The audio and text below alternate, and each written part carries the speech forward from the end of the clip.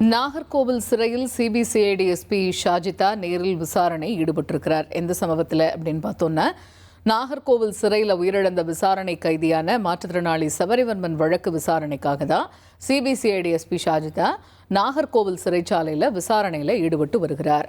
இது பற்றிய கூடுதல் விவரங்களை எமது செய்தியாளர் பிரசாத் விவரிக்க கேட்போம். பிரசாத், இப்போ சிபிசிஐடி எஸ்பி ஷாஜிதா நாகர்கோவில் சிறைச்சாலையில் இருந்து விசாரணையில் ஈடுபட்டு வரக்கூடிய சூழலில் விசாரணை பற்றிய கள விவரங்கள்லாம் என்ன? வணக்கம். கன்னியாகுமரி மாவட்டம் சுசீந்திரம் அருகே ஈத்தங்காடு பகுதியைச் சேர்ந்த மாற்றுத்திறனாளியான வியாபாரி சபரிவர்மன் கடந்த 9ஆம் தேதி தென்தாமரைக்குளம் போலீசாரால் கைது செய்யப்பட்டார். அரசால் தடை செய்யப்பட்ட புகையிலை வியாபாரம் செய்ததாக கைது செய்யப்பட்டு நாகர்கோவில் சிறையில் அடைக்கப்பட்டிருந்த நிலையில் நாகர்கோவில் சிறைச்சாலையில் திடீரென அவர் உயிரிழந்தார். இந்த சம்பவம் தொடர்பாக அவருடைய குடும்பத்தினர் பல்வேறு சந்தேகங்களோடு கடுமையான போராட்டத்தை எழுப்பிய நிலையில் அவருடைய பிரேத பரிசோதனையில் உடல் முழுவதும் 19 காயங்கள் காணப்பட்டன. இதனால் அவர் கொடூரமாக துன்புறுத்தி கொலை செய்யப்பட்டிருப்பது தெரிய வந்தது. இது தொடர்பாக நாகர்கோவில் சிறைச்சாலையினுடைய 3 வார்டன்கள் மற்றும் அங்குள்ள 8 கைதிகள் கைது செய்யப்பட்டு சிறையில் அடைக்கப்பட்டார்கள்.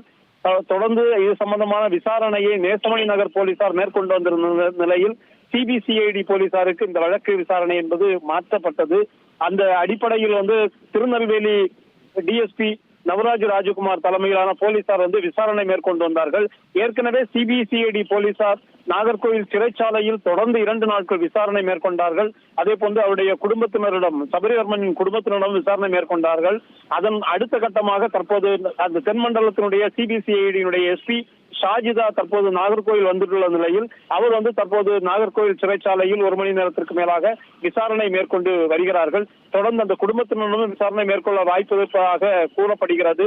ஏற்கனவே கைதிகள் மற்றும் சிறைவாடங்கள் தொடர்பான விவரங்களும் அவர்களிடம் மேற்கொள்ளப்பட்ட விசாரணைகள் தொடர்பாகவும் ஆவணங்களை எஸ்பி ஷாஜிதா அவர்கள் ஆய்வு மேற்கொண்ட நிலையில் தற்போது அந்த சம்பவம் நடைபெற்ற பகுதியான நாகர்கோவில் சிறைச்சாலையில் விசாரணை என்பது நடைபெற்று வருகிறது.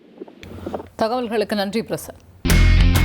இனி செல்லும் இடமெல்லாம் செய்தி. தந்தை டிவியின் வாட்ஸ்அப் சேனலை ஃபாலோ பண்ணினா செல்ல இருக்கும் இடமெல்லாம் செய்தி. இதோ QR கோட் இப்பவே ஸ்கேன் பண்ணுங்க, ஃபாலோ பண்ணுங்க.